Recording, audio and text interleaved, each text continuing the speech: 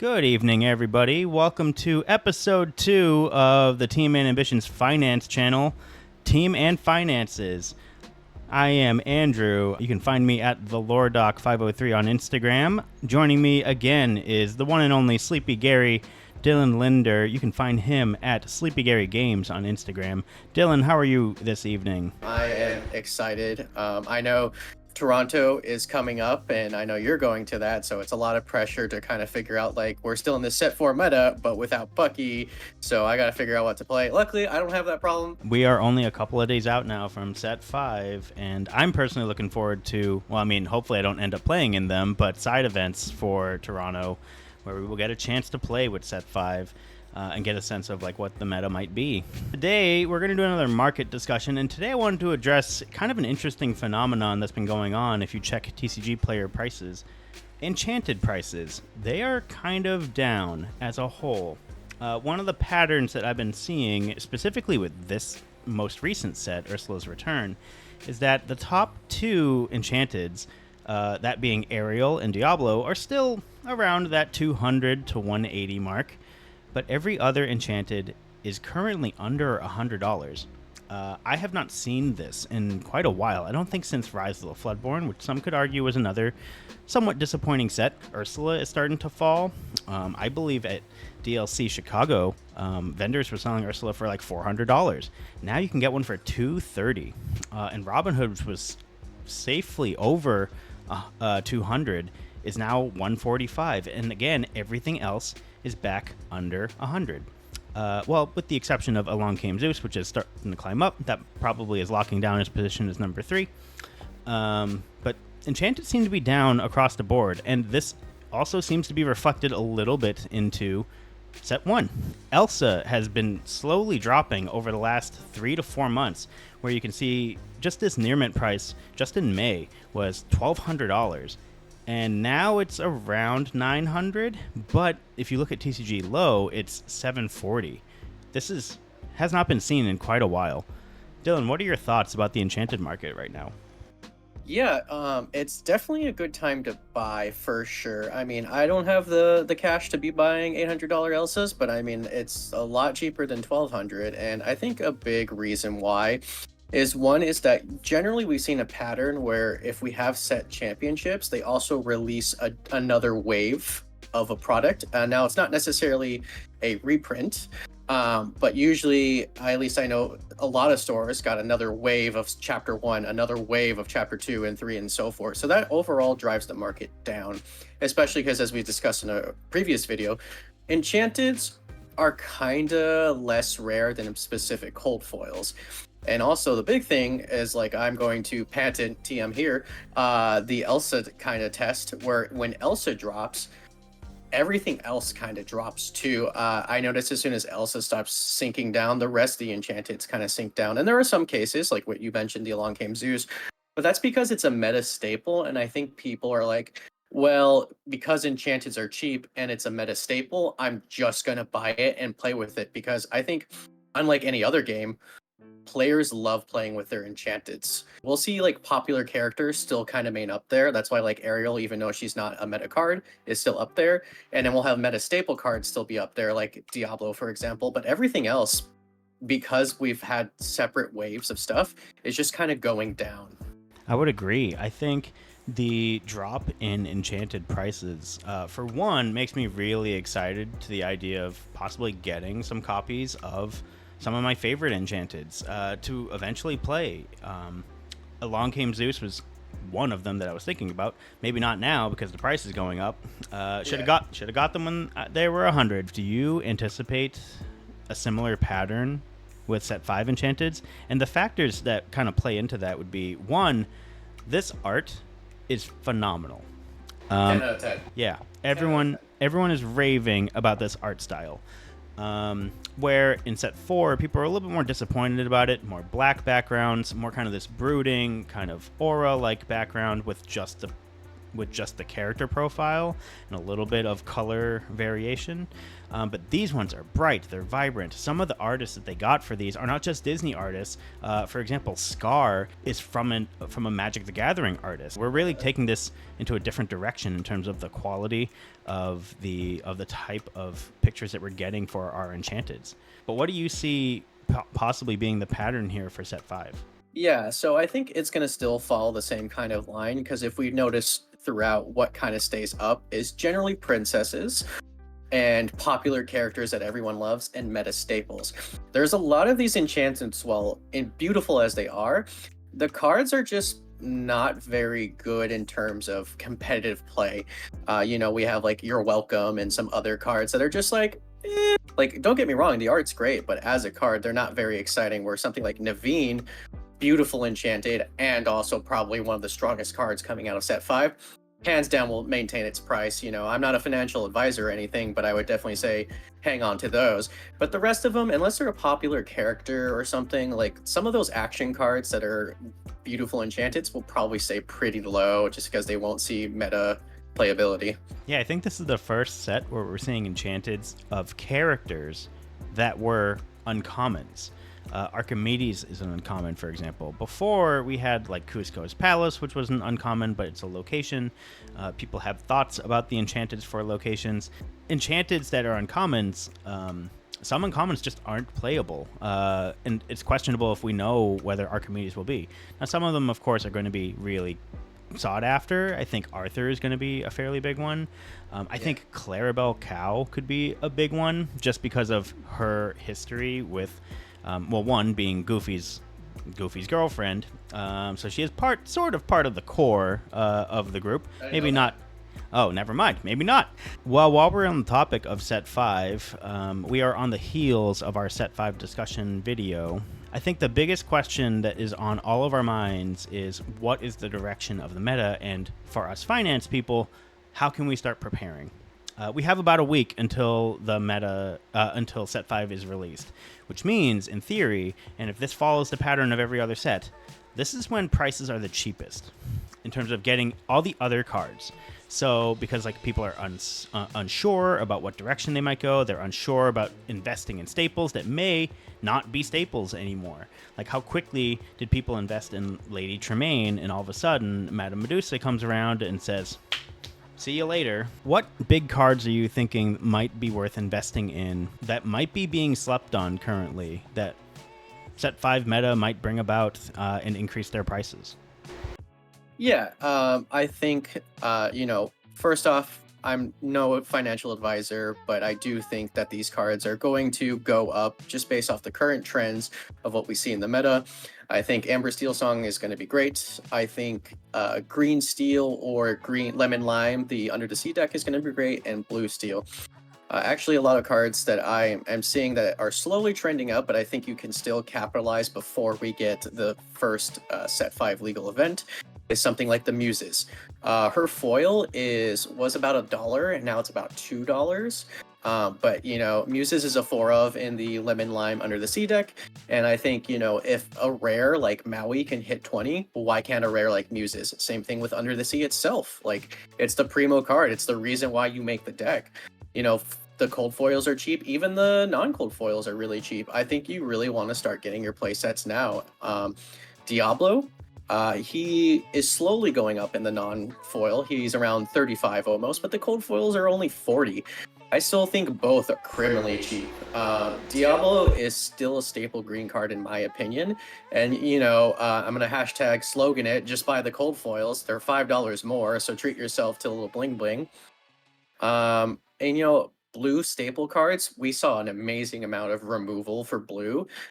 Stuff like McDuck Manors, even though they're going to be removed by Cusco and hide them away, are still very good. Cogsworth, all your blue staple cards, I definitely would start picking them up now, especially because we've seen all the spoilers, and we want to pick up those meta staple cards and get them to our house to playtest as soon as possible. Yeah, I think you hit on a lot of the cards that I was thinking about as well. I think one of the decks that might be really making a big splash here is the yellow-green lemon-lime deck for a couple of reasons. One, Amber Steel is relatively weak to that deck, or could be, because Mhm. Emerald does run a fair amount of ward-based characters, and they sing songs just as effectively. Um, Yep. so I think it can probably keep pace. It's a deck that benefits off of your opponent playing a whole new world. So Amber Steel song decks that are playing a whole new world will oftentimes give you an advantage, especially if you're running Diablo. Like, oh yeah, I'll just have 14 cards. Thank you very much. Mhm. So I think that's a very much a sleeper deck that did have some splashes in some set champs that we've seen, but not a ton in the DLCs. So I think it's possibly a deck that could be worthwhile investing in. The other thing would be, just like you said, blue steel items. I think not just items, but item locations. If we look at that Pacha that came out, that card is ridiculous and is a Yes. subtype of a deck on its own. Yep. So just having locations and just having items is a non-interactable way to gain lore, which, as we've seen from things like Goat and Baloo, non-interactable lore is pretty strong. So Yep. might not be a bad idea to invest in like your foil Fortispheres, which are currently a couple of dollars, your foil Popsicles, which are always have remained in that steady $4 range. They used to be Yep. actually been about 6 or 7. Now they're hovering around 4. Not a bad time to get them still, because not a lot of people opening Rise of the Floodborn. Yeah, or your whole new worlds, because both Amber Steel and Blue Steel play it, and they're slowly rising up. There's a few copies that are $10, and it's going to like 11, 12, 13. Remember, in the height of whole new world, the non-cold foils were like $20. And if we're saying that all these steel decks are going to be insane, who's to say that it can't go back? I think one other deck we should probably talk about is Hmm. we alluded to this a little bit during previous videos, which is decks that suffered at the hands of Bucky decks. Hmm. Some of those being Amber Ruby, the Mufasa deck, which might come Mm. back with quite a force. We already saw from a previous chart that Mufasa's remained relatively stable. It's actually gone up a little bit. Now they're hovering about 16. So it's even gone up in just a couple of weeks since our last video. Yep, we Um, shouted it out though. We shouted it out though. And I think a card that really makes it relevant would be Revive, which is the 5 cost non inkable action that just brings back a 5 or less character from your discard onto the field for free. And with Mufasa, that's 2. You get 2 characters for the price of 1. That's what everyone's seeing is in terms of like the big potential with that card, and Mufasa being the main target just fits perfectly.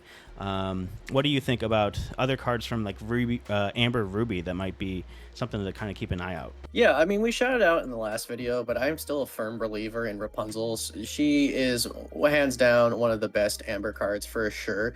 But there's some other cards that we are seeing in the Mufasa decks that have been kind of like four ofs that are really good. Sisu, the small hand one, your Mulans that injure themselves, or your Mother Gothels. Those are uncommons, but we've seen that uncommons can hit cold foils in the like $6, $7 plus. Obviously, the non-code foils are going to remain relatively cheap. Usually, an uncommon hits about $2 to $3 at its height, but I don't think these cards are going to hit that high. So if you're looking for a little bling out for your Mufasa, I definitely would start picking up the definitely the knuckleheads who hurt themselves when they enter. So that way, when you're playing your Rapunzels and then they eventually get Medusa, and then you revive them to draw more cards, spend a couple bucks to make them all shiny. Well, we've talked a lot about cards to think about investing in. Well, we should be thinking about the flip side of that, which is cards that we should probably think about either letting go or starting to get rid of in order to facilitate getting the other cards, specifically the set 5 cards. What cards are you seeing that we should be the most down on? I think Green Steel is obviously the biggest one hit. I think the cards that are going to get probably affected by it the most would be like your foil Bruno's, your foil Aladdin, the 3-drop, foil Jafar. So some of those cards that people probably aren't going to play as much. I think there's probably some merit in a purple steel version of those where you are playing Blue Fairy instead, and rather than trying to discard, you are just drawing a ton. So those people probably want them. I just don't anticipate that deck being very popular in the meta. But what other cards do you feel are going to be kind of downtrending Oh man, it's so difficult. There's so many good cards. You know what? I can also recommend some cards that maybe are not downtrending, but like I feel like aren't gonna go up anymore. So if you need the cash, go for it. Something like non-cold foil Robin Hood's Champion of Sherwoods. They're back to like their $40 price, and at their height, they went to $49, and that was when he was first released in set two, and he was everywhere. So I feel like $40 is about as good as you're gonna get for your Robin Hood. So if you're like, oh, I have a bunch of extra Robin Hood, should I get rid of them? I probably would. Something like foil Be Prepared are like over $20, $25. You could probably start offloading that, or any extra copies of non-cold foil Be Prepared you could probably give up. They're like $11, $12. I don't see them hitting any higher. Like Be Prepared has been a staple throughout since the game, and I think we're pretty much at its peak. Um, Cards that like I feel will fall out of meta fashion. That's tough because I still think a lot of the same decks that are good are going to be good in the next set. I don't really see any new archetypes that are breeding from this new set. I just see that it's being really enforcing the old ones. I think one of the themes I'm seeing with set 5 is that the game is probably going to move. I mean, as every game does as you get more sets, is that the game gets faster. So a lot of the more expensive cards, like the bigger cards, for example, like Big Sisu, I anticipate might end up dropping a little bit more. It's currently at 15, and it's been at that $20 range for a while, but I don't know if it's going to stay at 15. I don't know if it's still going to be playable. It's still a good card. It's a very strong card, especially if it's Amber Steel meta. So I think blue red still has a viable option for that, but I don't know if it's going to continue to go up. I think it's just going to continue to trend downward. Yeah, it's tough to tell. See, I'm kind of on the opposite end. I think because there's so many action hate in this set that Sisu's one of the character ways to remove the board. So it's good because we have Pete that prevents you from being for Be Preparing. So maybe Sisu goes up, but it's hard to say. We're so in the blind because it's like, well, I don't see Sisu doing anything. Well, it's like, well, maybe she does because of Pete. Maybe she doesn't because it's too expensive. Like, it's hard to say, but honestly, I think right now the meta staple cards that you have extra woods, you can probably get rid of and prep for set 5 stuff. Yeah, just hang on your stuff. I still think the good decks are going to be good. I think your red purple foils are still going to be great. I think your amber steel foils are going to be great, and even if they're non-foils, and if you don't have them, I would buy them now because it's only going to get crazier from here. We finally got the full release, so now is the perfect time to buy. Because stuff is slowly going up and it's only going to get more and more from there. So I really hope you pulled the trigger last week on buying your sets staples, but if not, do it this week. Do it this week. Dylan, any last thoughts about what to come for set 5 or any other actions that you would recommend people do while we're still waiting for our set release? We are now just a couple of days away. Look, if you're really uncertain about what to do, we have a Discord. We're very active in it. If you want, some advice from people who are not financial advisors, by all means, join the Discord, come hang out with us, and I'll give you my honest opinions either here or on the Discord. It's a great way to expand on the community and stuff because we're all kind of in this limbo. And look, I want to make sure I stretch my dollar for Lorcana as much as you do. So, I'm going to help you guys out because, I want the same results as you guys. Other than that, I hope you guys like this sort of content. We will definitely keep pushing it if you do, but you gotta let us know. Like, comment, subscribe, and let us know, like, what cards are you brewing up with? What cards should we be eyeing? Because, we're only 2 people. Maybe you see something that we don't, so please let me know. I'm legitimately interested in the financial aspects of Lorcana, so if you know something's cooking, let your boy know. All right. Thank you, Dylan. Thank you, everybody, for listening.